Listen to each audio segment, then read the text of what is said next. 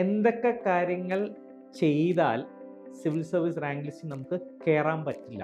ഈ 3 കാര്യങ്ങൾ ഒഴിവാക്കിയാൽ തന്നെ ഈ പരീക്ഷയ്ക്ക് കയറാനുള്ള സാധ്യത എന്ത് ചെയ്യും? കൂടും. ഹലോ, നമ്മൾ യൂട്യൂബ് നോക്കിയാൽ സിവിൽ സർവീസ് ക്വാളിഫൈ ചെയ്യാൻ വേണ്ടിയിട്ട് അല്ലെങ്കിൽ UPSC റാങ്ക് ലിസ്റ്റിൽ കയറാൻ വേണ്ടിയിട്ട് എന്തൊക്കെ ചെയ്യണമെന്ന് ഒത്തിരി വീഡിയോസ് ഉണ്ട്. ഇന്ന് നമുക്ക് കുറച്ച് ദുരന്തം പറയാം.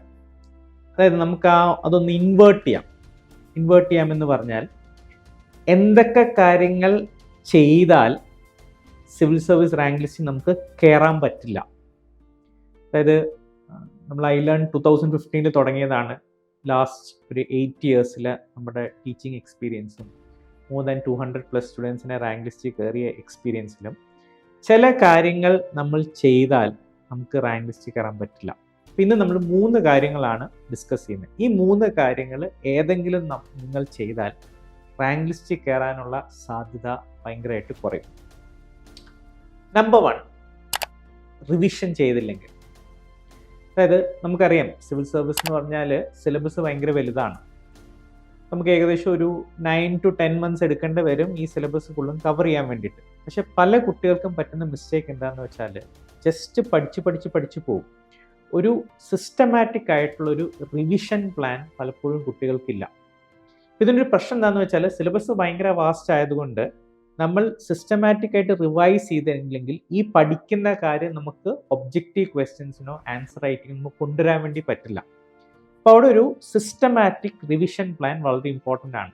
എല്ലാവരും ചെയ്യുന്നത് വെച്ചാൽ ഇന്ന് ക്ലാസ് അറ്റൻഡ് ചെയ്യും, നാളെ ക്ലാസ് അറ്റൻഡ് ചെയ്യും, ഒത്തിരി ക്ലാസ്സുകൾ അറ്റൻഡ് ചെയ്യുന്നുണ്ട്. പക്ഷേ റിവിഷൻ അവരുടെ ഒരു റൂട്ടീനിൽ ഇൻക്ലൂഡ് ചെയ്യാറില്ല. ഇവിടെ നമ്മൾ ചെയ്യേണ്ട ഒരു കാര്യം എന്താണെന്ന് വെച്ചാൽ നമ്മൾ ഇന്നൊരു ടോപ്പിക്ക് പഠിക്കുകയാണെങ്കിൽ അത് ഡെഫിനറ്റ്ലി നാളെ രാവിലെ റിവൈസ് ചെയ്തിരിക്കണം. ഡെഫിനറ്റ്ലി സെക്കൻഡ് റിവിഷൻ നമ്മുടെ സാറ്റർഡേസിലോ സൺഡേസിലോ നടക്കണം. എന്നാൽ മാത്രമേ നമ്മൾ പഠിക്കുന്ന കണ്ടന്റോട് നമുക്ക് എന്ത് ചെയ്യത്തുള്ളൂ, കാര്യം ഉണ്ടാവത്തുള്ളൂ. രണ്ടാമത്തെ ഒരു കാര്യം, ടെസ്റ്റ് എടുക്കാതിരിക്കുക, ഒബ്ജക്റ്റീവ് ടെസ്റ്റുകൾ എടുക്കാതിരിക്കുക.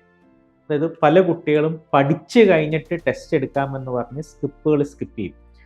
ഐലേണിൽ തന്നെ റെഗുലർ ക്ലാസ് ടെസ്റ്റുകളുണ്ട് എല്ലാ വീക്കിലും. എന്നാൽ കുട്ടികൾ എന്ത് ചെയ്യാറില്ല, പഠിച്ചു കഴിഞ്ഞിട്ട് എടുക്കാമെന്ന രീതിയിൽ ടെസ്റ്റ് എടുക്കാതെ പോകും. അതായത് സിസ്റ്റമാറ്റിക് ആയിട്ട് ടെസ്റ്റ് എടുത്താൽ മാത്രമേ നമ്മൾ പഠിക്കുന്ന കൺസെപ്റ്റുകൾ റീഇൻഫോഴ്സ്ഡ് ആവത്തുള്ളൂ. പിന്നെ ഏറ്റവും വലിയ തെറ്റ് കുട്ടികൾക്ക് പറ്റുന്ന എങ്ങനെയാണെന്ന് വെച്ചാൽ നമ്മുടെ പ്രിലിംസ് ടെസ്റ്റ് സീരീസുകളുണ്ട്. എല്ലാ ആഴ്ചയും UPSC മോഡലിൽ ടെസ്റ്റുകൾ നടത്തും. പല കുട്ടികളും ടെസ്റ്റുകൾ കൃത്യം എടുക്കില്ല. പഠിച്ചു കഴിഞ്ഞിട്ട് എടുക്കാം. UPSCയുടെ സിലബസ് ഭയങ്കര വാസ്റ്റാണ്. 100% സിലബസ് കംപ്ലീറ്റ് ചെയ്ത് ടെസ്റ്റ് എടുക്കാം എന്ന് പറയുന്നത് ഇമ്പോസിബിൾ ആണ്. ഇപ്പം ഈവൻ നമ്മുടെ കഴിഞ്ഞ 2-3 വർഷത്തെ UPSC ക്വസ്റ്റ്യൻ പേപ്പർ എടുത്ത് നോക്കിയാൽ UPSC മെയിനായിട്ട് ടെസ്റ്റ് ചെയ്യുന്ന ഒരു സ്കിൽ എന്താണെന്ന് വെച്ചാൽ നമ്മുടെ ഫൗണ്ടേഷൻ സ്ട്രോങ് ആണെങ്കിൽ UPSC തരുന്ന ചില സ്റ്റേറ്റ്മെൻറ്റ്സ് നമുക്ക് നമ്മുടെ ഫൗണ്ടേഷൻ നോളേജിൽ നിന്ന് ശരിയാണോ തെറ്റാണോ എന്നൊരു കാൽക്കുലേറ്റഡ് ഗസ് എടുക്കാൻ വേണ്ടി പറ്റണം. ഇപ്പോൾ UPSC ചിലപ്പോൾ നമുക്കൊന്നും ഫെമിലിയർ ഇല്ലാത്ത കുറേ സ്റ്റേറ്റ്മെൻറ്റ്സ് ഒക്കെ തരാം. അപ്പോൾ 100% പഠിച്ച് ടെസ്റ്റ് എടുക്കുക എന്ന് പറയുന്നത് ആബ്സല്യൂട്ട്ലി എന്താണ്, ഇമ്പോസിബിൾ ആണ്. മൂന്നാമത്തെ കാര്യം, തുടക്കം തൊട്ടേ ആൻസർ റൈറ്റിംഗ് പ്രാക്ടീസ് ചെയ്യാത്തതാണ്. നമ്മുടെ ക്ലാസ് കഴിഞ്ഞൊരു 1 month കഴിഞ്ഞാൽ എല്ലാ ഡേയിലും നമ്മൾ 1-2 ആൻസർ നമ്മൾ എഴുതണം. കാരണം നമ്മൾ എത്രയൊക്കെ പഠിച്ചിട്ടും കാര്യമില്ല, അൾട്ടിമേറ്റ്ലി UPSC നമ്മൾ ഇവാലുവേറ്റ് ചെയ്യാൻ വേണ്ടി പോകുന്നത് നമ്മുടെ മെയിൻസ് ആൻസേഴ്സിൻ്റെ ബേസിലാണ്. അപ്പം ഇന്ന് നമ്മളിപ്പം ഒരു ടെക്നോളജി കാലഘട്ടത്തിലായതുകൊണ്ട് നമുക്കൊരു എസ്സേ മോഡലിലൊക്കെ എഴുതുക അല്ലെങ്കിൽ വേറൊരാൾക്ക് ഒരു ഐഡിയ കൺവേ ചെയ്യുന്ന സ്കില്ല് നമുക്ക് നഷ്ടപ്പെട്ടുകൊണ്ടിരിക്കുകയാണ്. പക്ഷേ UPSCയുടെ മെയിൻസ് എക്സാമിനേഷൻ എന്ന് പറഞ്ഞൊരു റിട്ടൺ എക്സാമിനേഷനാണ്. അപ്പോൾ ഇവിടെ നമ്മൾ സിസ്റ്റമാറ്റിക് ആയിട്ട് ആൻസർ എഴുതി പ്രാക്ടീസ് ചെയ്തില്ലെങ്കിൽ നമുക്ക് മെയിൻസ് എക്സാമിനേഷൻ നന്നായിട്ട് പെർഫോം ചെയ്യാൻ വേണ്ടി പറ്റില്ല.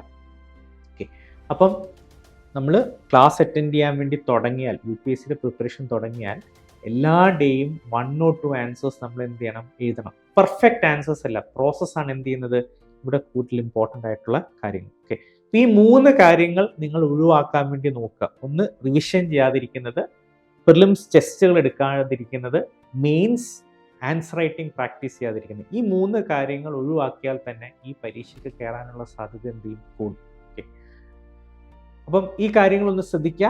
നമുക്ക് അടുത്ത വീഡിയോയിൽ കൂടുതൽ സിവിൽ സർവീസ് സ്ട്രാറ്റജീസും ഡിസ്കഷൻസുമായിട്ട് പരിചയപ്പെടാം. Thank you. Come and join iLearn IAS and feel the difference.